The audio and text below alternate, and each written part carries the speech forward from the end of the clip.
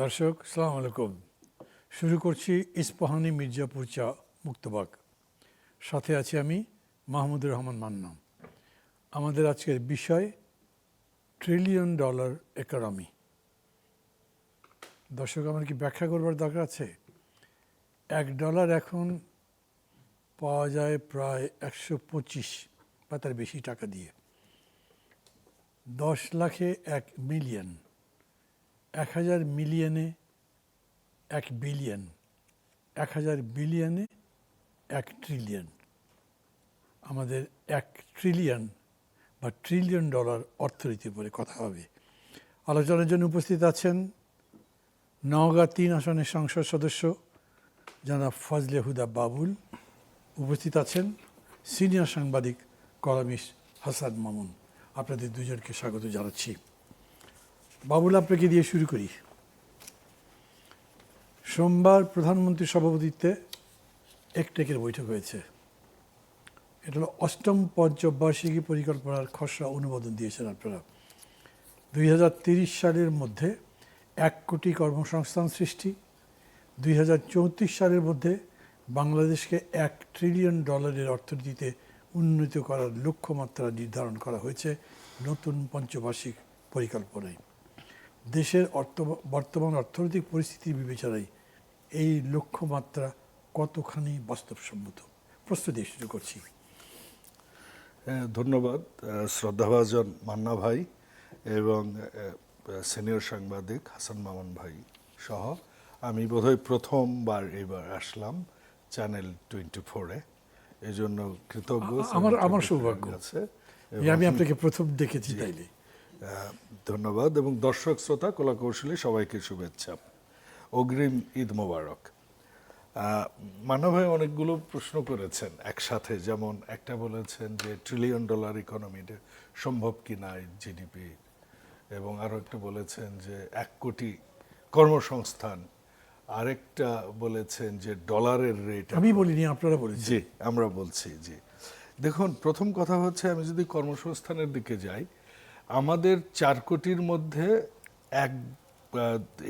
এই অর্থ বছর এবং সামনের অর্থ বছরে 1,86,00,000 শিক্ষিত বেকারের কর্মসংস্থান করবার কথা আমাদের নির্বাচনী ইস্তেহারে আছে।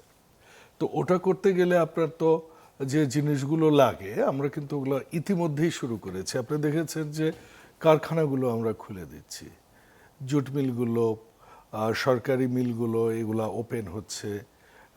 এবং আমরা যেটা করছি সেটা গ্রামীণ অর্থনীতিটা চাঙ্গা করছি। গ্রামীণ অর্থনীতি চাঙ্গা মানে আপনি দেখবেন যে আমাদের অনেকগুলো পরিকল্পনা আমরা নিয়েছি। কৃষির যেসব ব্যাকওয়ার্ড ফরওয়ার্ড লিঙ্কেজ ইন্ডাস্ট্রি আছে, যেমন আমরা সেজান জুস পাকিস্তান থেকে আনি, স্লাইস আনি ইন্ডিয়া থেকে, অথচ এবারও কুরবানি ঈদ, এই কুরবানি ঈদে দেখবেন আমের দাম ওই 15 টাকা কেজি হয়ে যাবে। উৎসস্থলের কথা বলছি, কৃষকের বিক্রির কথা বলছি, যেটা গত কুরবানি ঈদেও হয়েছিল। কিন্তু প্রাইম মিনিস্টার যেটা করেছেন, ওই জায়গাগুলোতে, বেসিক জায়গাগুলোতে উনি হাত দিয়েছেন। যেমন আমার নওগাঁতেই বলেছেন যে সবজি এবং আমের জন্য উনি কুলচেন করবেন, এবং এটা প্রায় সব ডিস্ট্রিক্টেই। তো আমাদের প্রায় প্রত্যেকটা জেলায় উনি করবেন, যেগুলাতে হিমাগার করবেন সবজি এবং, যেমন আম এবং ফল, আমাদের বিভিন্ন যে ফলগুলো আছে, কৃষি নির্ভর যে ইন্ডাস্ট্রিগুলো, এগুলো উনি ইন্সপায়ার করবেন। এটা আমাদের নির্বাচনী ইস্তেহারেও আছে। দ্বিতীয় যেটা আছে সেটা হচ্ছে যে কর্মসংস্থান আমাদের কৃষিতে যেভাবে শিক্ষিত জনগোষ্ঠী, যেটা ইউরোপে আপনি যান, নেদারল্যান্ডে কিভাবে হয়, এটা এমনকি ইটালিতেও কিভাবে হয়, আমেরিকায়ও হয়, উন্নত দেশে হয়, আমাদের এখানে ওই অবস্থায় কিন্তু আমরা ওইটাতে যেতে পারিনি। কৃষির এখনো যে সমস্যাগুলো দেখুন, সরকার দেয় 1440 টাকা ধানের দাম, বাজারে বিক্রি হয় 1100 টাকা, 1000 টাকা, কৃষকরা ধানের দাম পাচ্ছে না। তো ওইটাতে কৃষিতে আরো এমপ্লয়মেন্ট কখন হবে, যখন কৃষিটাকে আমরা আরো প্রযুক্তি নির্ভর, আরো আধুনিক। এবং দেখুন, বাংলাদেশে যখন এক বিঘা জমিতে 50 থেকে 60 মণ আলু হয়, কিন্তু নেদারল্যান্ডে 1 বিঘা জমিতে 200-250 মণ আলু হয়। তার মানে আমরা কতটুকু পিছিয়ে আছি। এদেশে কীটনাশক সার কিন্তু 2-3 জায়গায় আপনার ইয়ে হয়, পরীক্ষা নিরীক্ষা হবার পর সারের ছাড়পত্র হয় সার যখন ইম্পোর্ট করে। কিন্তু কীটনাশক কিন্তু কোনো জায়গায় পরীক্ষা নিরীক্ষা ছাড়াই চলে। আমি এবার দেখলাম আমার গ্রামে, সরি একটু অর্থনীতি থেকে, এটাও অর্থনীতি, এটাই বিষয়, ঠিক আছে, এটাই অর্থনীতি। এবার আমি ধান কাটতে গেলাম উৎসাহ দেওয়ার জন্য, ক্যামেরা ট্রায়াল নয়, নিউজকে আমি খবর দিইনি, চ্যানেলকে খবর দিইনি, তারপরে একটা চ্যানেল বোধহয় ছিল। তো সেখানে আমরা ওই বিধবা যাদের ধান কাটতে পারছে না, ইউনিয়নে সব কমিটি করে দিলাম। তো ওখানে যে আমি ধান কাটতে যেয়ে দেখলাম 30% ধান নষ্ট হয়ে গেছে। এটারে কেউ বলে ঘাড় মরা অসুখ, এটারে কি যে অসুখ, নিচে থেকে মরে যাবে, শীষটা ধান ফলে গেছে কিন্তু ওই ধানটার পাকতে পারেনি, বাকি সবগুলো পেকে গেছে। তো এই যে অবস্থা, বাংলাদেশের কৃষিটাকে উনি ঢেলে সাজাচ্ছেন। শুধু কৃষক কাটতে ওটা একটা প্রণোদনা, ওটা হত দরিদ্র কৃষকদের জন্য, কিন্তু আলটিমেটলি উনি কৃষি নিয়ে ব্যাপক কাজ করছেন। হত দরিদ্র কৃষকদের জন্য। জি, আপনারা এরকম বলেনি তো, আপনারা বলেছেন 4 কোটি ফ্যামিলিকে দেবেন। ওটা ফ্যামিলি কার্ড, স্ট্যান্ডার্ড কি? হ্যাঁ, ওটা ফ্যামিলি কার্ড। আমি কৃষক কার্ডের কথা বলছি। কৃষক কার্ডও তো আমরা দিচ্ছি যাদের জমি জমা কম, যারা মানে দিন এনে দিন খায়, এই টাইপের কৃষক আছে তো 1.5 বিঘা জমির মালিক, সে উনিও একজন কৃষক, প্রান্তিক কৃষক যারা। ডিফাইন করা হয়েছে এরকম? হ্যাঁ, ডিফাইন করা হয়েছে। এটা কোনো ডেটাবেজ আছে? ডেটাবেজ আছে, এবং ডেটাবেজটা আমরা ওইখান থেকেই নিচ্ছি, যেটা সরকারি ডেটাবেজ আছে। কাজে কোনো নেতা দিচ্ছে না যে আমি দিতে পারছি না, যে অমুককে দেয়া হোক, ওই অপশনটা নেই। তো যাই হোক, তো কৃষিতে সাধারণত বিবিএস দেয়, বিবিএস এর ডেটাবেজও খুব যে নির্ভরযোগ্য তা কিন্তু কেউ বলে না। এটা একটা ডেটাবেজ ধরে আমরা করছি, হ্যাঁ, এটা ঠিক আছে। ডেটা, বাংলাদেশের ডেটা আপনি জানেন যে এই জিনিসটা এখনো ঠিক হয়নি, আর যাই ছিল গত 17 বছরে আরো অবস্থা খারাপ হয়ে গেছে।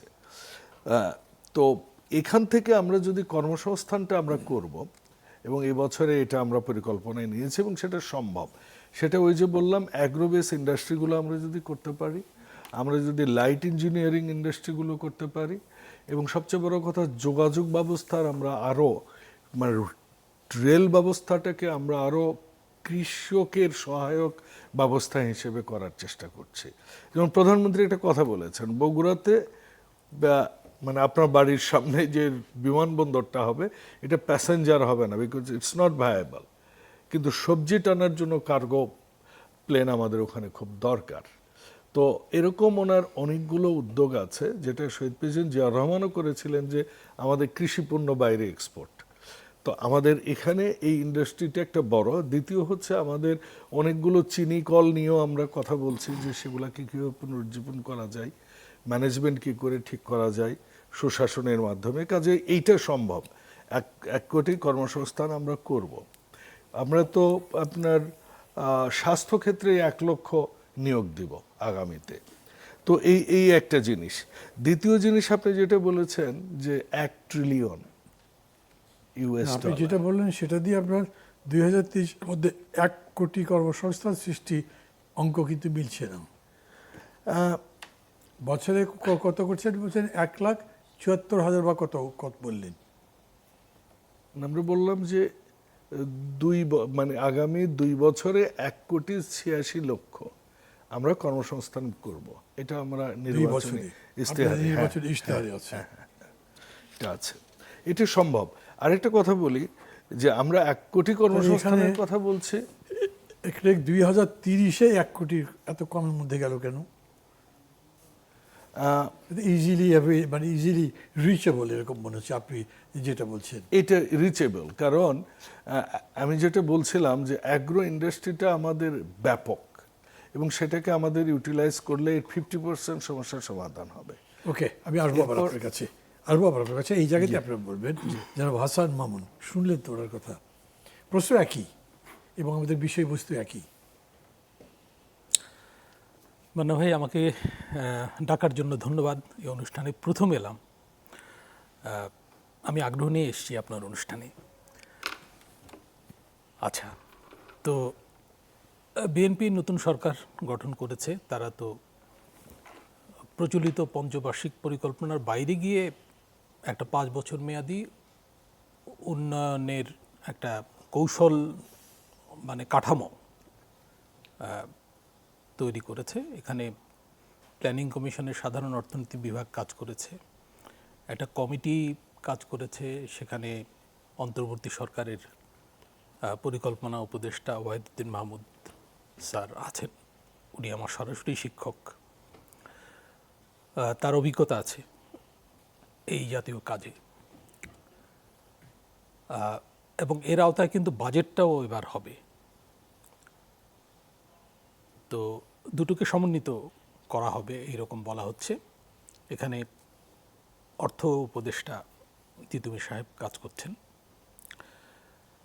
তো কতগুলো লক্ষ্য নির্ধারণ করা হয়েছে। একটা তো হলো 2034 মধ্যে $1 ট্রিলিয়ন অর্থনীতি। এই কথাটা শেখ হাসিনা সরকারের সময়ও কিন্তু শোনা গিয়েছিল যে আমরা $1 ট্রিলিয়ন অর্থনীতিতে প্রবেশ করতে চাই। দ্বিতীয় বিশ্বযুদ্ধের পরে বেশ কিছু দেশ অর্থনৈতিক উন্নতির ভেতর দিয়ে এই লক্ষ্য অর্জন করেছে এবং সাম্প্রতিক বছরগুলোতেও করেছে। এই 2 দশক আগে চায়না, ইন্ডিয়া করেছে। এক এক দেশ এক এক কৌশল অবলম্বন করেছে, সবাই একভাবে করেনি। কেউ হয়তো করেছে যে নিজস্ব বাজার অনেক বড়, সেটার উপর ভর করে, যেমন ভারতের বাজার অনেক বড়। আবার কেউ করেছে যে তার প্রাকৃতিক সম্পদে সমৃদ্ধি আছে, যেমন রাশিয়া, তারা জ্বালানি তেল বিক্রি করেই ওই জায়গায় পৌঁছেছে, এবং মিডল ইস্টের দেশগুলো তাই। কেউ আবার শ্রমশক্তি রপ্তানি, যেমন আমরা মনে করছি যে আমরা শ্রমশক্তি রপ্তানি, মানসম্পন্ন শ্রমশক্তি রপ্তানি করে আমরা দ্রুত প্রবৃদ্ধি অর্জন করব। বিশেষ করে আমরা রিজার্ভ পরিস্থিতি ভালো রাখবো। রিজার্ভ পরিস্থিতি ভালো রাখলে অনেকগুলো বেনিফিট পাওয়া যায়। যেমন এখন কিছুটা স্বস্তির মধ্যে আমরা আছি রিজার্ভের দিক থেকে। হাসিনা সরকারের শেষ দিকে কিন্তু খুবই উদ্বেগ উৎকণ্ঠা ছিল, মানে নেট রিজার্ভ তো $15 বিলিয়ন নিচে নেমে এসেছিল, IMF যেটা ফলো করে সেই হিসাব পদ্ধতি অনুযায়ী। আর বাংলাদেশ ব্যাংক একটু বাড়িয়ে বলছিল যে 20-এর কাছাকাছি, তখনকার বাংলাদেশ ব্যাংক। তো গণ অভ্যুত্থানের পরে আমাদের অবশ্যই স্মরণ করতে হবে যে প্রবাসীরা হুন্ডির বদলে ব্যাংকিং চ্যানেলে অর্থ পাঠাতে শুরু করেন। তারা কিন্তু অর্থ পাঠানো বন্ধ করে দিয়েছিলেন অভ্যুত্থানের সময়। আপনি তো অভ্যুত্থানের একজন অগ্রভাগের নেতা, আপনি জানেন। তারা কন্ট্রিবিউট করেছে এখানে, এবং এই কন্ট্রিবিউশনটা IMF-এর ঋণ পাওয়ার জন্য আমরা তো খুব ব্যগ্র থাকি এবং অনেক শর্তও মেনে নিই তাদের, কিন্তু তাদের কন্ট্রিবিউশনটা কিন্তু অনেক সহজ। তারা কিন্তু প্রচুর টাকা অর্থ পাঠিয়েছেন এই গত কমাসে, এবং ঈদ এলে তো আমাদের মানে রেমিটেন্স প্রবৃদ্ধি অনেক বেড়ে যায়। এবারও বাড়বে, সামনে বাড়তে শুরু করেছে। এটা হলো একটা। আর রপ্তানিমুখী প্রবৃদ্ধির কথা আমরা অনেক দিন ধরে বলছি, যেমন চায়নাও রপ্তানিমুখী প্রবৃদ্ধি অর্জন করেছে। চায়নার বড় বাজার আমেরিকা, আমাদেরও বড় বাজার আমেরিকা। তারপর কোনো দেশ আবার একটা বড় অর্থনীতির সঙ্গে সম্পর্কিত হয়ে উন্নতি করেছে, যেমন মেক্সিকো করেছে। তো আমরাও একসময় বলতাম যে ভারতের সঙ্গে আমরা বিকশিত হব, ভারত এবং চায়নার সঙ্গে, আমাদের পাশে এই অঞ্চলের 2টা বড় দেশ। এটা ডক্টর ইউনূসও বলতেন, 2 বড় অর্থনীতির সঙ্গে। এর মধ্যে কোনো লজ্জার বিষয় নাই, দোষেরও কিছু নাই। এখন আমাদের মুশকিলটা হচ্ছে যে আমাদের বিনিয়োগটা একটা জায়গায় আটকে আছে দীর্ঘদিন ধরে। বিনিয়োগ যদি না বাড়াতে পারি আমরা কর্মসংস্থান সৃষ্টি করতে পারবো না, এবং শুধু কর্মসংস্থান করলে হবে না, অর্থপূর্ণ কর্মসংস্থান করতে হবে। কোনোভাবে একটা কাজে লেগে থাকলাম, এটা কোনো কাজের কথা না। যেমন আমি আস্তে আস্তে দেখছিলাম যে আমাদের এখন এই মুহূর্তে আমাদের জিডিপিতে কৃষির অবদান হচ্ছে 12%, কিন্তু সেইখানে নিয়োজিত হচ্ছে 44% মানুষ, প্রায় 5 কোটি মানুষ কৃষির সঙ্গে জড়িয়ে আছে। তো এটা কিন্তু গৌরবময় ঘটনা না, কারণ যেখানে কন্ট্রিবিউশন কম সেখানে অনেক লোক মিলে এইটুকু কন্ট্রিবিউট করছে। তার চেয়ে বরং সেবা খাতের কন্ট্রিবিউশন অনেক বেশি, শিল্পের কন্ট্রিবিউশন অনেক বেশি, এবং তাদের শ্রম ধারণ ক্ষমতা বেশি। এইসব খাতের আবার মানে শ্রমিককে দেওয়ার ক্ষমতাও বেশি। আমরা তো দেখছি যে গার্মেন্টস সেক্টরে মিনিমাম ওয়েজ বাস্তবায়ন হয়েছে, আন্দোলন সংগ্রামের ভেতর দিয়েই হয়েছে, এবং এটা কিন্তু রিভিউ করে বাড়ানো হচ্ছে ক্রমে। এটা এখনও ন্যায়সঙ্গত না, কিন্তু এর একটা মানে বন্দোবস্ত হয়েছে। তো এই বন্দোবস্তটা আমাদের অনেক শ্রম খাতে কিন্তু নেই, এখনও নেই, আমরা পারিনি। একটা শ্রম কমিশন হয়েছিল মান্না ভাই, আপনি তো অন্তর্বর্তী শাসনামলে এই প্রক্রিয়াতে ছিলেন। আমাদের অনেকগুলো কমিশনের রিপোর্ট নিয়ে কিন্তু কোনো আলোচনা হয়নি। যেমন শ্রম কমিশনের রিপোর্ট নিয়ে আলোচনা হয়নি, নারী কমিশন নিয়ে তো গালিগালাজও হলো, প্রকাশ্য জনসভায় আমরা দেখলাম, সেটা হারিয়ে গেল। তারপর মিডিয়া কমিশন, এটা অবশ্য এখানে একটু অপ্রাসঙ্গিক। তারপরও মিডিয়া কমিশনে মিডিয়ায় তো অনেক শ্রমিক কর্মচারী, সাংবাদিক, তাদেরকে শ্রমিক কর্মচারী বলাই ভালো, তারা নিয়োজিত। এই সরকার বলছে যে নতুন করে গণমাধ্যম কমিশন করবে এবং সেখানে সাংবাদিকদের অধিকার এবং জবাবদিহিতা দুটোই নিশ্চিত করা হবে। তো যাই হোক, আমি মূল প্রসঙ্গে আসি। আমাদের বিনিয়োগটা একটা জায়গায় আটকে আছে, এবং যখন সুদের হার কম ছিল, বলা হয় যে সুদের হার কম থাকলে বিনিয়োগ বেড়ে যায়, কিন্তু এরকম কোনো ফর্মুলা, মানে কার্যকর ফর্মুলা নাই। বিনিয়োগটা অনেক কিছুর উপর ডিপেন্ড করে। আমাদের দেশে মনে হচ্ছে বিনিয়োগটা নির্ভর করছে রাজনৈতিক পরিবেশ, এক নম্বর, প্রাতিষ্ঠানিক সংস্কার, সুশাসন, আর হলো জ্বালানি নিরাপত্তা, এর সঙ্গে গভীরভাবে সম্পর্কিত। এই যে 5 বছরের যে কৌশল পত্রের মানে কাঠামো তৈরি করা হয়েছে, এখানে কিন্তু একটা বড় লক্ষ্য আছে, সেটা হলো 100টি কূপ খনন করা হবে এবং 1500 মিলিয়ন ঘনফুট গ্যাস উত্তোলনের পরিকল্পনা। আর হলো ইস্টার্ন রিফাইনারির ক্ষমতা বাড়িয়ে প্রতিদিন 1 লাখ ব্যারেল জ্বালানি তেল পরিশোধনের ক্ষমতা অর্জন করা। তো এটাই বলে দেয় যে আমরা কোথায় আটকে আছি। আমরা কিন্তু দেখেছিলাম এই মাঝে ইরান যুদ্ধ ঘিরে ইস্টার্ন রিফাইনারি বন্ধ হয়ে গিয়েছিল, কারণ আমরা ক্রুড অয়েল আনতে পারছিলাম না। আমরা তো ক্রুড যেখান থেকে আনি, গালফ দেশগুলো থেকে, সেটা কানেক্টেড হচ্ছে এই হরমুজ প্রণালীর সঙ্গে। হরমুজ প্রণালীর কী অবস্থা আমরা জানি। রিসেন্টলি একটা জাহাজ এসছে সৌদি আরবিয়া থেকে 1 লাখ ব্যারেল তেল নিয়ে, একটা জাহাজ, বড় জাহাজ। আর একটা জাহাজ আসবে, ঘুরপথে এসছে, এবং এখানে খরচ নিশ্চয়ই বেশি পড়বে। তো আমরা তো এই সংকটে পড়ে মানে পরিশোধিত জ্বালানি তেল বেশি করে আনছি এশিয়ার বিভিন্ন পয়েন্ট থেকে, চায়না থেকে, ইভেন ইন্ডিয়া থেকে আমরা কিন্তু বেশি করে আনছি। এবং ইন্ডিয়ার সঙ্গে জ্বালানি সহায়তা বাড়বে এরকম প্রত্যাশাও আছে। আমাদের দিক থেকে প্রস্তাব দেওয়া হয়েছে যে আমাদের পক্ষ হয়ে রাশিয়া থেকে ওরা ক্রুড আনবে, এনে ওদের রিফাইনারিতে রিফাইন করে আমাদের দেবে, এরকম প্রস্তাবও কিন্তু আমরা দিচ্ছি। আমরা সংকটে পড়েছি এই জায়গাটা। আমি বলতে চাচ্ছি যে জ্বালানি নিরাপত্তার এই অবস্থা যদি থাকে, আপনি জানেন যে আজকে গণশুনানি হয়েছে বিদ্যুতের দাম বাড়ানোর জন্য, মানে ফাটাফাটি অবস্থা দেখলাম আমি রিপোর্টে। অনেক চিৎকার চেঁচামেচি হয়েছে যে বিদ্যুতের দাম আর বাড়ানো ঠিক হবে না, কারণ বিদ্যুৎ খাতটা একটা লুণ্ঠনমূলক প্রক্রিয়ার মধ্যে আছে, এর দায় ভোক্তাদের উপর চাপানো এই মূল্যস্ফীতি পরিস্থিতিতে এটা ঠিক হবে না। আমাদের কিন্তু যে পথে আগাতে হবে সেটা হলো যে মূল্যস্ফীতিটা নিয়ন্ত্রণে রাখতে হবে, আবার বিনিয়োগ বাড়াতে হবে। এটা একটু জটিল। অর্থনীতিবিদরা বলেন যে বিনিয়োগ বাড়লে মূল্যস্ফীতি একটু বাড়ে। তো এই জায়গাটা মুদ্রানীতি, রাজস্ব নীতি দিয়ে সমন্বিতভাবে কন্ট্রোল করতে হয়। এই কাজটাও কিন্তু সরকারকে করতে হবে, এটা অন্য কেউ করে দেবে না। তো যাই হোক, এখন আমরা একটা নতুন সরকার পেয়েছি, তারা নতুনভাবে পথ চলার কথা বলবেন, এটা স্বাভাবিক, এবং তারা কিছু উচ্চাভিলাষী লক্ষ্য নির্ধারণ করবেন। এই বাজেটটাও কিন্তু একটু উচ্চাভিলাষী হবে। আপনার কথা তো শেষ করে দেওয়ার মধ্যে বলবেন। হ্যাঁ জি দর্শক, ইস্পাহানি মির্জাপুর চা মুক্ত বাকি এখন নিচ্ছে একটা বিরতি, থাকবেন আমাদের সঙ্গে, কিছুক্ষণ পরে ফিরছি।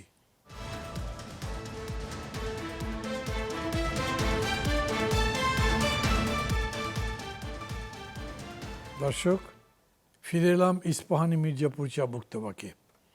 আমরা কথা বলছি $1 ট্রিলিয়ন ইকোনমি নিয়ে। বিরতিতে যাবার আগে হাসান মামুন কথা বলছিলেন, তার কথা যদিও বাকি আছে, কিন্তু আমি আপনার কাছে পরেই আসি। জানা ফজলে হুদা বাবুল, আপনার কথা শেষ করতে পারিনি, এরকম একটা ব্যাপার মনে হচ্ছিল আমার কাছে। আমি একটু যুক্ত করি আপনার কথার সাথে। সেটা হচ্ছে যে আমি আপনাকে জিজ্ঞেস করছিলাম যে এটা কতখানি সম্ভব মনে করেন, বাস্তবসম্মত। তার সাথে যে যুক্ত করি, সরকারি পরিকল্পনা যখন নিচ্ছে ঠিক সেই মুহূর্তে বাংলাদেশ নতুন করে $300 কোটি ঋণ সহায়তা খুঁজছে, এবং এই জন্য অলরেডি IMF তাদেরকে জিজ্ঞেস করেছে, তোমরা এদিক দিয়ে কি বলে ফ্যামিলি কার্ড দিচ্ছ, এই টাকা কোথায় পাচ্ছ, আবার আমাদের কাছে ঋণ চাইছো, তার ব্যাপারে এত বড় বাজেট। সেখানেও তো একটা টার্গেট করা হয়েছে যে আপনার রেভিনিউ বাজেট থেকে লক্ষ্যমাত্রা ধরা হয়েছে প্রায় 6.5 লক্ষ কোটি টাকা, সব মিলে পরিস্থিতিটা বলে। মানা ভাই, এই যে যেটা বলেছেন যে ঋণ চাওয়া হয়েছে, আপনি যদি বিশ্ব ঋণের দিকে তাকান, বিশ্ব ঋণ হচ্ছে আপনার জিডিপির প্রায় 136%। একটা দেশের জিডিপি যা হয় বিশ্বের অ্যাভারেজ হচ্ছে ঋণের বোঝাটা 136%। ওই হিসেবে কিন্তু বাংলাদেশ জিডিপির 136% ঋণ থাকে। ঋণ থাকে, এবং ইভেন আমেরিকারও। আমি ডেটা দেখে বললাম আপনাকে, সরি 132 গুণ, 132 গুণ 132 গুণ, হ্যাঁ, জিডিপির। এটা হচ্ছে গ্লোবাল ডেটা। আর বাংলাদেশ হচ্ছে জিডিপির 23%, 23 থেকে 24% ঋণ। হ্যাঁ এটাই আমি তো জানি। জি, বাংলাদেশে সহনীয় পর্যায়ে। ইন্টারন্যাশনাল স্ট্যান্ডার্ড এখন এরকম হয়। $300 কোটি যে ঋণ চেয়েছে বাংলাদেশ IMF এর কাছে, এটা চাইতেই পারে। আপনি জানেন যে IMF এবং ওয়ার্ল্ড ব্যাংক সবসময় বাংলাদেশের না, চাওয়ার সমস্যা না, চাওয়াটা হচ্ছে বাজেটারি সাপোর্টের জন্য, because you have no money. জি, কিন্তু আপনি বিশাল একটা এই ক্ষেত্রে আপনি অর্থনীতির মানুষ, আমি মনে করি অর্থনীতিবিদ হ্যারল্ড একটা কথা বলেছিলেন যে আপনি যদি গ্রো করতে চান আপনাকে দৌড়াইতে হবে, আপনি যদি আপনার জায়গায় থাকতে চান তাও আপনাকে দৌড়াতে হবে। It means you have to run, you have to aim, you have to dream. So এইটার দোষের কিছু না। এটা আমার মনে হয় যে আমরা সেই স্বপ্নটা দেখতে পারি যে $1 ট্রিলিয়ন আমরা ইকোনমি করব। বাংলাদেশের সব আছে, স্বপ্ন মাটি দেখার মধ্যে, সবচেয়ে কিন্তু আমি উর্বর। দোষ বলছি না, আমি বলছি বাস্তবসম্মত কতখানি, লেটস ডিসকাস। হ্যাঁ, বাস্তবসম্মত যদি আমরা সুশাসন দিতে পারি। দেখুন, বাংলাদেশের পানি, সুপেয় পানির ক্ষেত্রে Bangladesh one of the best country in the world. বাংলাদেশের মাটি উর্বরতার ক্ষেত্রে one of the best soil. বাংলাদেশের মানুষ পৃথিবীর মধ্যে সবচেয়ে বেশি কাজ করে। আমি নিজে বেশ কয়েকটা 20-25টা দেশে কাজ করেছি, এমনকি ভারতে, পাকিস্তানে, নেপালে, নাইজেরিয়ায়, গরিবদের যারা খাইতে পারে না। আপনি যদি 8 ঘন্টার বেশি কাজ করতে বলেন, ওরা করবে না। বাংলাদেশে রাত 12টার সময় প্রাইভেট কোম্পানির একটা লোক বের হয়, এমনকি আপনার অনেকেই মানে 12 ঘন্টা 14 ঘন্টা কাজ করে। এটা বাংলাদেশের একটা বড় সম্পদ।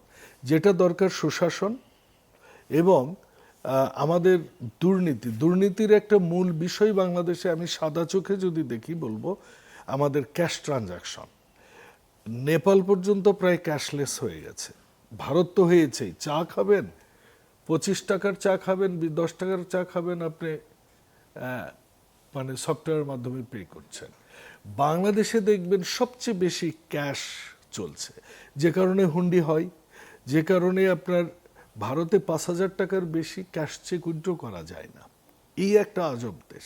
তো আমরা যদি ট্রান্সপারেন্সিগুলো আনতে পারি, ঠিকমতো জবাবদিহিতা আনতে পারি, অর্থনীতিকে শৃঙ্খলার মধ্যে নিয়ে আসতে পারি, ক্যাশ ট্রানজাকশন বন্ধ করতে পারি, আমাদের দুর্নীতিগুলো আমরা টেক কেয়ার করতে পারি, এবং যে পরিকল্পনা যে এমপ্লয়মেন্ট, এগ্রিকালচার, নদী, খাল এবং ইন্ডাস্ট্রিয়ালাইজেশন, এইটার যদি আমরা সমন্বয় ঘটাতে পারি, আমার মনে হয়েছে যে হ্যাঁ, আমাদের তো লোন তো অনেক, আভ্যন্তরীণ বলেন আর বিদেশি বলেন, আমাদের প্রচুর লোন। ওই হিসেবে আমরা যেটা দেখে অভ্যস্ত নয়। কিন্তু একটা জিনিস মজার বিষয় হচ্ছে যে আমরা কিন্তু জিডিপির 36% আমরা প্রবৃদ্ধি ধরছি আগামী 5 বছরে। তো আমার ওই কাজগুলো যদি আসে, তা আমি যদি অন্তত বড় একটা টার্গেট করি, আমি তো কাছাকাছি পৌঁছতে পারবো।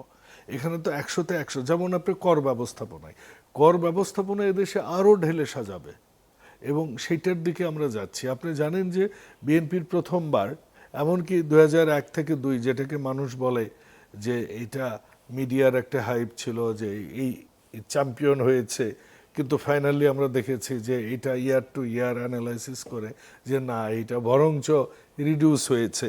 তো আমরা যদি সত্যিকার অর্থেই অর্থনীতির শৃঙ্খলা ফিরিয়ে আনতে পারি, ব্যাংক লুট হয়েছে, কত কোটি ডলার আমাদের বাইরে গেছে, এটা এখন হিসাবের বিষয়। তো আমরা যদি এগুলো কন্ট্রোল করতে পারি, এই অর্থনীতির এটা অ্যাচিভ সম্ভব না হলেও কাছাকাছি আমরা যেতে পারবো আমি মনে করি। মানে অনেকগুলো যদির উপর ধরে কথা বলছেন। জি না, দেখুন, অর্থনীতি তো যদি চাহিদা বাড়লে যদি ধরে বলবেন কিন্তু এটা অ্যাচিভেবল, দাম বাড়বে, চাহিদা বাড়লে দাম বাড়বে, এটার তো একটা বিতর্কও আছে যে অনেক চাহিদার বাড়লে দাম বাড়েও না। তো কাজেই অর্থনীতিতে তো কনক্রিট বলে ফুল স্টপ দিয়ে কিছু বলা যাবে, it's a science, but it's not a science that ওই অ্যাকাউন্টিং এর মতো যে ডেবিট ইকুয়াল টু ক্রেডিট হবে। বাট আমরা প্ল্যানিং করছি, আমরা এই প্ল্যানিংটা কতটুকু হবে ইয়ার টু ইয়ার যখন অ্যানালাইসিস হবে তখন দেখা যাবে। তবে আমাদের প্ল্যানিংয়ের, আবারও আমি বলি, বড় জায়গা হচ্ছে লোকাল ইন্ডাস্ট্রিয়ালাইজেশন। গার্মেন্টস তো যা হবার হয়ে গেছে, লোকাল ইন্ডাস্ট্রিয়ালাইজেশন, ইম্পোর্ট রিডাকশন করা এবং মানুষকে দেশীয় পণ্যে অভ্যস্ত করা, এবং এগ্রিকালচারের, যেটা উনি বললেন যে এগ্রিকালচার জিডিপির ইয়েটা অনেক কম কন্ট্রিবিউশন, এই কন্ট্রিবিউশনটা বাড়ানোর একটা উপায় হচ্ছে এগ্রিকালচার বেস ইন্ডাস্ট্রিগুলো গড়ে তোলা, চিনি কলগুলো সচল করা, আমাদের যে ফুডগুলো আছে ফুডগুলোকে প্রসেসিং করে আমরা যেন এটাগুলোর এক্সপোর্ট করতে পারি, নষ্ট না হয়। যে হারে আনারস পাওয়া যায় এই দেশে, যেভাবে লেবু পাওয়া যায়, এগুলা সারা বিশ্ব করে। আমি ওই দিন দেখলাম যে আপনার ভিয়েতনামে ওরা কচুরিপানা থেকে যেটা বানায়, ইকিয়ার কাছে, শুধুমাত্র ইকিয়া একটা মাল্টিনেশনাল ফার্নিচার কোম্পানি, আপনি জানেন, $20 মিলিয়ন বাৎসরিক তারা এক্সপোর্ট করে। তো আমাদের ওই জিনিসগুলো, এমনকি কলার গাছ থেকে সুতো হচ্ছে, আর আমাদের কলার গাছ আমরা ফেলে দিচ্ছি। কাজে ইকোনমিটাকে আমরা যদি এগ্রিকালচার বেস করে, আমাদের যা আছে ওটার উপর বেস করে আমরা সুশাসন এবং ডিসিপ্লিন, শৃঙ্খলাটা ফেরত আনতে পারি, আমার মনে হয় এটা সম্ভব না হলে আমরা খুব কাছাকাছি পৌঁছব। জি, থ্যাংক ইউ, বুঝতে পারলাম। হাসান মামুন, জি, উনি খুব আশার কথা বলেছেন। আশাবাদ তো থাকতেই হবে, আর অর্থনীতিতেই বলেন, যে কোনো কিছুই বলেন, মানে জীবনটাই তো একটা আশা ছাড়া তো কেউ টিকে থাকতে পারে না। কিন্তু তারপরেও কতগুলো আছে যে আপনি একেবারে বাস্তব থেকে উঠে গিয়ে কোনো আশা করতে পারবেন না। এর মধ্যেই ধরেন, আপনি নিজেই বলছিলেন যে আমাদের বিনিয়োগের স্ট্যাটাসটা খুবই খারাপ। তার মধ্যে আবার দেশীয় বলেন বিদেশি বলেন সবই কমা সত্ত্বেও আমরা শুধু পরিচালনা ব্যয় মেটাবার জন্যেই প্রথম 3 মাসে 73,000 কোটি টাকা ঋণ নিয়েছি বাংলাদেশের বিভিন্ন ব্যাংক থেকে। পঞ্চবার্ষিক পরিকল্পনা বলা হচ্ছে বিনিয়োগ বাড়িয়ে 1 কোটি কর্মসংস্থান সৃষ্টি করা হবে। কতখানি সম্ভব মনে করেন? 2 নম্বর কথা হচ্ছে, উনি যে ড্রিমটা করছেন সেগুলো ঠিক আছে, হয়তো বিনিয়োগও বাড়তে পারে এবং নতুন নতুন সেক্টর ওপেন করতে পারেন, নতুন অ্যাভিনিউজ ওপেন করতে পারেন, কিন্তু দেশে তো চাঁদাবাজির ভয় কেউ আসতে চায় না এবং সেটা কন্ট্রোল করবারও কিছু হয় নাই। হ্যাঁ, চাঁদাবাজি ছিল, গণ অভ্যুত্থানের পরও চাঁদাবাজি, মানে চাঁদাবাজ বদল হয়েছে কিন্তু চাঁদাবাজি যায়নি। এবং আজকে যারা ক্ষমতাসীন তাদের বিরুদ্ধে তাদের অপোনেন্টরা কিন্তু এটা প্রচার করেছিল ব্যাপকভাবে এবং এটা বাজারও পেয়েছিল। আপনি জানেন যে চাঁদাবাজদের দল। তো এখন বিএনপিকে সাপোর্ট করতে হবে সরকারের যে উন্নয়ন পরিকল্পনা সেটা বাস্তবায়নে। অন্তর্বর্তী সরকারের কিন্তু কোনো দল ছিল না, যে জন্য অর্থ উপদেষ্টা বারবারই বলতেন যে আমরা চাঁদাবাজি নিয়ন্ত্রণ করতে পারছি না, রাজনৈতিক সরকার এলে পারবে। মানে তৃণমূল পর্যন্ত তাদের যেহেতু দল আছে, সেই দল যদি সরকারের পরিকল্পনাটাকে ক্যারি করে তাহলে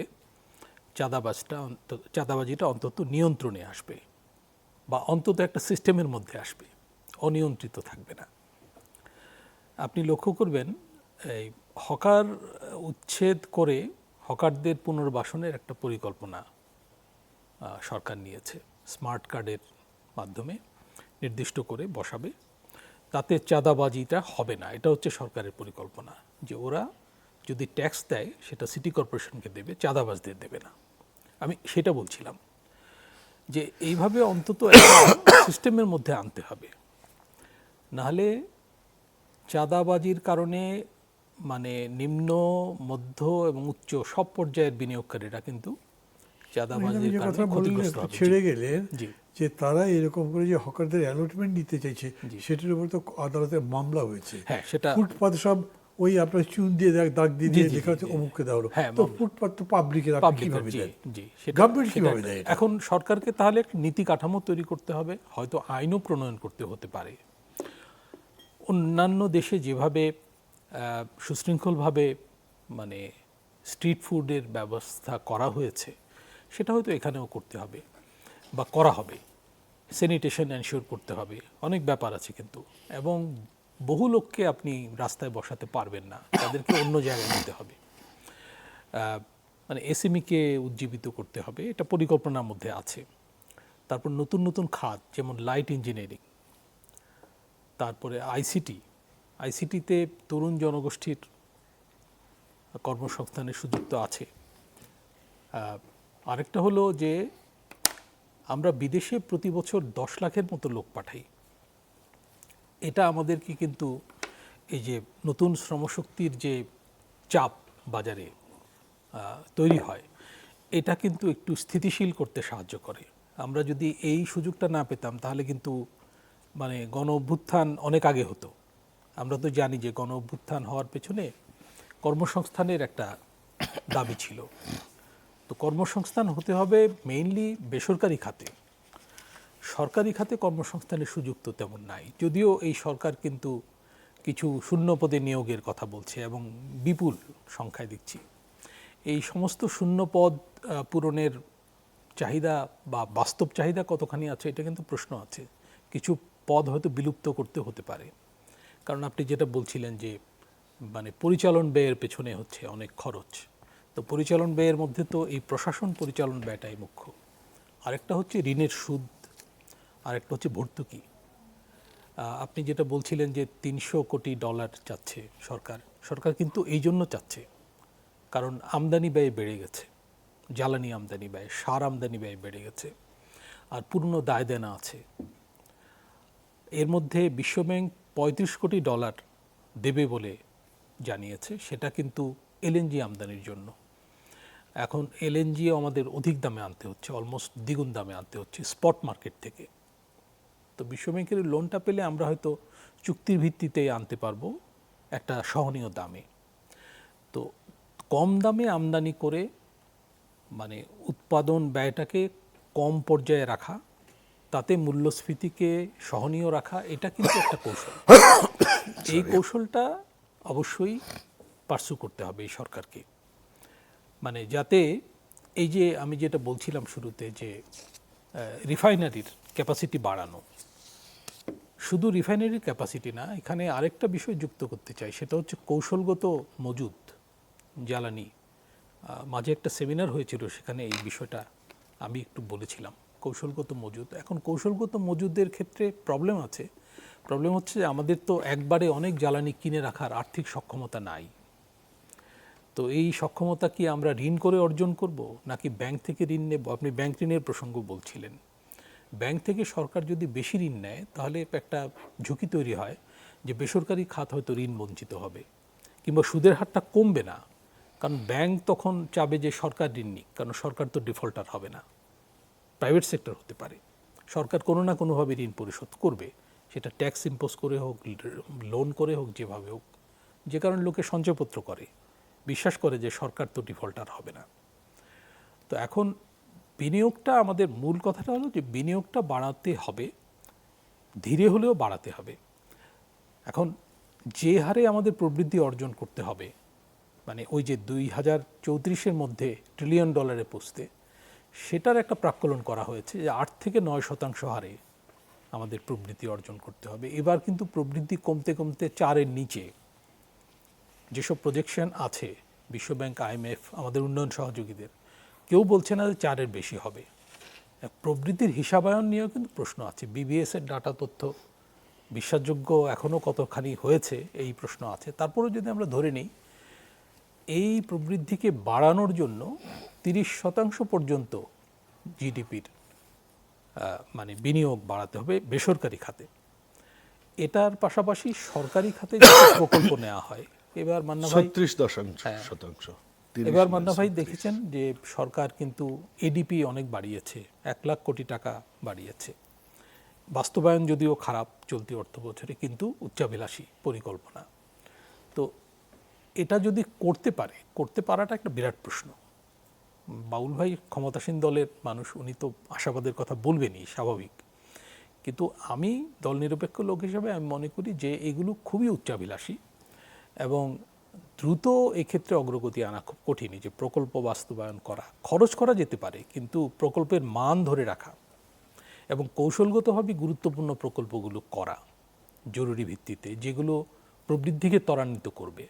যেমন ইস্টার্ন রিফাইনারির কথা বলছিলাম, পশ্চিমাঞ্চলে আরেকটা রিফাইনারি করার প্রস্তাব অনেকে করে। তারপর হচ্ছে এই যে বন্দর ব্যবস্থাপনা, আমাদের বন্দর যেসব জায়গায় আমরা লোকেশন ঠিক করেছি, যেমন পায়রা বন্দর, বিপুল বিনিয়োগ হয়েছে এবং সেখানে পলি অপসারণের জন্য প্রতি বছর বিপুল পরিমাণ অর্থ দেওয়া হচ্ছে। সিলেকশনটা তো ভুল হয়েছিল। জি, ভুল হয়েছিল এবং এটা এফেক্টিভ হচ্ছে না। তো এইগুলো তো এই জন্য বলা হচ্ছে, আমাদের অর্থ উপদেষ্টা একটা কথা বলেছেন যে অবাস্তব পরিকল্পনার পেছনে আওয়ামী লীগ সরকার বিপুল ব্যয় করেছিল এবং এগুলো অপচয়মূলক শুধু হয়নি, দুর্নীতিমূলক হয়েছে। এই চক্রটা থেকে বর্তমান সরকার কতখানি বেরোতে পারবে, এটার সঙ্গে কিন্তু এই যে $1 ট্রিলিয়ন দিকে যাত্রা, আমরা অন্তত যাত্রাটা করতে পারি। এখন পর্যন্ত এরকম তো কিছু নেই যে সরকারকে বলা যায় যে এটা তারা দুর্নীতির পথে হাঁটছে। না, সেরকম বলা যাবে না, মাত্র 3 মাস গেছে। জি, আমাদের তো একটা অর্থ বছর অন্তত দেখতে হবে। মানে বড় বাজেট নেওয়া হচ্ছে, বড় এডিপি নেওয়া হচ্ছে, এর বাস্তবায়নটা অন্তত দেখতে হবে।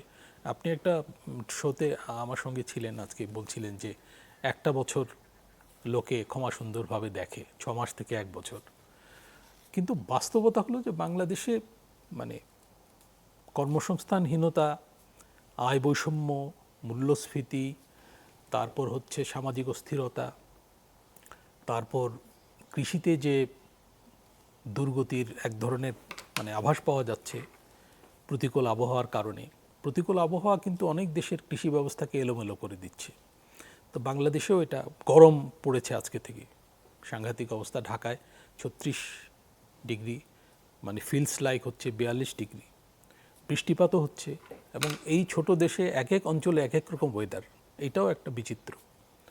তো এই সব প্রেশার আছে। আমাদের জনসংখ্যা যে হারে বাড়ছে, এটারও একটা প্রাক্কলন করা হয়েছে যে 2000 মানে কতর মধ্যে বোধহয় আমাদের 19 কোটির মতো জনসংখ্যা হয়ে যাবে। তবে আমাদের এই যে পপুলেশন ডিভিডেন্ডের একটা তো সুবিধা আছে, এটা থাকবে 33 সাল পর্যন্ত। মানে খুব কাজে লাগাতে পারছি না, আমরা তো কাজে লাগাতে পারছি না। এটা হচ্ছে আমাদের সবচেয়ে বড় অক্ষমতার জায়গা, যে আমরা 15 থেকে এই যে 60 বছর বয়সী জনগোষ্ঠী, জি, এটাকে আমরা কাজে লাগাতে পারছি না, যেটাকে কাজে লাগিয়ে কিন্তু অনেক দেশ $1 ট্রিলিয়ন অর্থনীতিতে পৌঁছে গেছে। জি, থ্যাংক ইউ। যারা ফজলে হুদা বাবুল, ওনার কথা রেশ ধরে আমি আপনার কাছে আসছি। আমির খসরু মাহমুদ চৌধুরী অর্থমন্ত্রী বলেছেন যে জুলাই মাস থেকেই নতুন পে স্কেল চালু করবেন, 3 ধাপে বাস্তবায়ন করার কথা জানিয়েছেন তিনি। কিন্তু দেখেন, শুধু এপ্রিলে ট্রেজারি বিলের মাধ্যমে 46,000 কোটি টাকা ঋণ নিয়েছে সরকার। ব্যাংক ঋণের কথা তো আমি আগে বললামই। এই নতুন বেতন কাঠামো, ফ্যামিলি কার্ড, কৃষক কার্ড, এলপিজি কার্ড সহ বিভিন্ন ঘোষণা দেশের অর্থনীতিকে কি চাপে ফেলবে না? ইতিমধ্যে সরকার এই যে ছোট ছোট ব্যবসায়ীদের উপরে 1,000 টাকা কি একটা করের কথা বলেছে।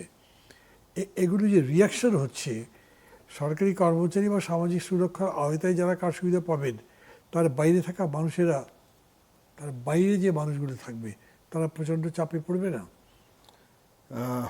হ্যাঁ, চাপে পড়বে, কিন্তু আপনি বাইরে থাকা বলতে আসলে আপনি যে জনগোষ্ঠীর কথা বলছেন চাপে পড়বে, সেটা হচ্ছে প্রান্তিক জনগোষ্ঠীগুলো। প্রান্তিক জনগোষ্ঠীগুলোর জন্যই কিন্তু উনি যেটা বলেছেন যে আয় বৈষম্য আছে, এটা একটা সমস্যা। তো আয় বৈষম্য কমাবার জন্য, যেটা আমরা বলি জিনি কোএফিসিয়েন্ট, এটা বাংলাদেশে আয় বৈষম্য আছে, বাট এখনও সহনীয় পর্যন্ত। এমনকি ভারতের চেয়েও আমাদের আয় বৈষম্যটা বেটার। আমাদের বোধহয় যতটুকু জানি আমি 0.5, যেটার আমরা কি বলি জিনি কোএফিসিয়েন্ট, বোধহয় পরিমাপক যেটা, এটা এখনো বেটার। তো আয় বৈষম্যটাকে আরো কমিয়ে আনবার জন্য কিন্তু আমরা ওই সামাজিক সুরক্ষাগুলো বাড়াচ্ছি। এক, দুই, আপনি যেটা বললেন যে এই সামাজিক সুরক্ষা বাড়াবার জন্য যে চাপটা, সেটাই মানে ওয়েলকাম নেই। সেটা দেখুন, এই সামাজিক সুরক্ষাটা আমরা এমন জনকে দিচ্ছি, যেটা মনে করুন যে একটা ফ্যামিলি কার্ড, আমরা কিন্তু কোনো পরিবারের কর্তাকে দিচ্ছি না, কর্ত্রীকে দিচ্ছি। কর্ত্রীরা সাধারণত আমরা সেই মানে খরচগুলো, মানে খরচের প্যাটার্নগুলো আমরা এখানে কনসিডারেশনে এনেছি। যেমন একজন নারী যখন মাসে 2,500 টাকা পাবেন, উনি প্রথমে যে কাজটা করবেন, হয়তো বাচ্চার জন্য বই কিনবেন, কিংবা উনি হয়তো একটা ছাগল কিনবেন বা মুরগি পালবেন, অথবা পাশের দোকানে যে উনি কিছু কিনবেন। এই যে মানুষের গ্রামীণ অর্থনীতি চাঙ্গা করা এবং মানি মাল্টিপ্লায়ারগুলো আমাদের পরোক্ষভাবে গ্রামীণ অর্থনীতিকে চাঙ্গা করবে। আর গ্রামীণ অর্থনীতি যখন বাড়বে, তখন আমাদের গ্রামীণ বিজনেস বাড়বে, যেটা আমরা বলেছি যে বারবার বলছি, কারণ যখন ধনীর হাতে টাকাটা থাকে, ধনী কি করে, বিদেশি জিনিস কেনার একটা প্রবণতা থাকে, কিন্তু ওই প্রান্তিক জনগোষ্ঠী মানুষটা কিন্তু দেশীয় পণ্য কিনবেন। তো আমাদের বিভিন্ন বৈশিষ্ট্যগুলো আমরা কনসিডারেশনে নিয়েই কিন্তু এই আপনার ইয়েটা নিয়ে এসেছি আমরা, এই সামাজিক সুরক্ষার প্যাকেজটা এনেছি। এটাতে তো কোনো সন্দেহ নেই যে এই ধরনের আপনার সোশ্যাল সেফটি নেট তৈরি করবার যে প্রোগ্রামগুলো, এগুলো সবসময় ওয়েলকাম। সেটা আপনি ফ্যামিলি কার্ড বলেন অথবা ইউনিভার্সাল বেসিক পে বলেন, যেটা ইউরোপের বহু দেশে আছে। ওটার মধ্যে একটা জিনিস আবার থাকে যে একদম দিয়ে দিলাম, যা ইচ্ছা তাই করো, তা না, একটা জবাবদিহিতার জায়গা থাকে। যদি পারো তাহলে শোধ দিও, সেরকম একটা প্রভিশনও থাকে। সেটা কীরকম করে করাবে সেটা আমি এখনও জানি না। সাকসেসফুল যদি করতে পারেন তাহলে এটা একটা নতুন ধরনের ভিলেজ ইকোনমিও জন্ম দিতে পারে, বিকজ এটা তো আর টাকা চুরি করবে না, বিদেশে পাঠাবে না, ওই জায়গায় কাম ব্যাক ইনটু সার্কুলেশন, এগুলো সব ঠিক আছে। কিন্তু প্রশ্নটা হচ্ছে টাকা পাবেন কোথায়, যেহেতু এত চাপ, আর দ্বিতীয় হলো যেগুলো প্রপারলি ডিস্ট্রিবিউশন হবে কীভাবে, সেটার অর্গানিজম কি আমরা চেষ্টা করছি এবং করব। এবং আমার মনে হয় মাননীয় প্রধানমন্ত্রী তারেক রহমানের যেরকম উইশ, আমরা এটাতে সাকসেসফুল হব। মামুন হাসান ভাই আরেকটা কথা বলেছেন যে টেম্পারেচার, জলবায়ু এখন একটা বড় বিষয়। এই টেম্পারেচার দেখুন, আপনি যদি খেয়াল করে থাকেন যে আমাদের খুব অদ্ভুত টাইপের কিছু অসুখ বিসুখ এখন হয়, প্রায় প্রত্যেকটা লোকই অসুস্থ বাংলাদেশের কোনো না কোনো ফরম্যাটে, স্পেশালি আফটার 40। তো এইটা কিন্তু ওয়েদারের কারণে, নো ডাউট। তো আমরা ওয়েদার ঠিক করার জন্য আমরা প্ল্যান্টেশন করছি, নদীর পানির ব্যবস্থা করছি, খালে পানির ব্যবস্থা করছি, প্রতিবেশ এবং পরিবেশ রক্ষার জন্য আমরা অনেকগুলো স্টেপ নিচ্ছি। কিন্তু কারণ বেসিক কাজগুলোতে আমরা হাত দিয়েছি। যেটা বলেছেন জ্বালানি, এখানে আমি সরকারের একটু সমালোচনা করতে চাই। জ্বালানি নিয়ে আপনি যেটা বলেছেন ইম্পোর্ট, আমি মনে করি যে আমাদের পাকিস্তান পর্যন্ত রিনিউয়েবল এনার্জি প্রায় 35 to 40% চলে গেছে। আমাদের রিনিউয়েবল এনার্জি, বায়ু, জল এবং আমাদের যে প্রাকৃতিক, যেটা আমরা বলি যে গরুর গোবর থেকে আমরা যদি, এই গভর্নমেন্ট তো তারপরে খুব ইম্পর্টেন্স অ্যাটাচ করার চেষ্টা করছে, সেটা দেখছি। ওইটাতে আমাদের আরো ব্যাপকভাবে, আমাদের কিন্তু এটা মিনিমাম 10% যাওয়া উচিত। জি, থ্যাংক ইউ। আমি আপনাকে এর উপরে কথা বলবার সুযোগ দিতে পারবো যে তার টাইমটা নেই। আপনি খুব সংক্ষেপে যদি বলেন যে সব যে শুনলেন, 3 মাস দেখলেন গভর্নমেন্টকে, বাকি যে সময়টা আছে 1 মিনিটের মধ্যে বা 40 সেকেন্ডের মধ্যে যদি বলতে পারেন যে কি আশা করেন। 3 মাস কিন্তু সংকটের ভেতর দিয়ে গেছে, জ্বালানি সংকট থেকে নিয়ে হাম পরিস্থিতি থেকে নিয়ে সরকার স্বস্তিতে নাই এবং এইগুলোর জন্য সরকার দায়ী না। তো সেজন্য মানুষ সরকারকে মানে একটু ক্ষমা সুন্দরভাবেই দেখছে তার পারফরমেন্সকে, কিন্তু মানুষ অপেক্ষা করে আছে যে বাজেটটা কেমন হয়। আর আপনি যেটা বলেছেন আরেকটা অনুষ্ঠানে যে 1 বছরের বাস্তবায়ন, বাজেট সহ যেসব কর্মসূচি নিয়েছে সেগুলোর ত্রুটি মুক্ত বাস্তবায়ন। এই সামাজিক সুরক্ষা খাতে কিন্তু আওয়ামী লীগ আমলে দেখা গিয়েছিল যে 50% বেশি ভুল লোকের কাছে যায়। তো এতে তো বৈষম্য আরও উল্টো বেড়ে যাবে, বৈষম্য কমবে না। তো সেটা অনেক কমিয়ে আনতে হবে, অন্তত 50% যদি কমিয়ে আনা যায় তাহলেও ভালো, বেশি আশা করে লাভ নেই। আর হলো যে সরকারকে মানে প্রশাসনকে নিয়োজিত করতে হবে জনকল্যাণে।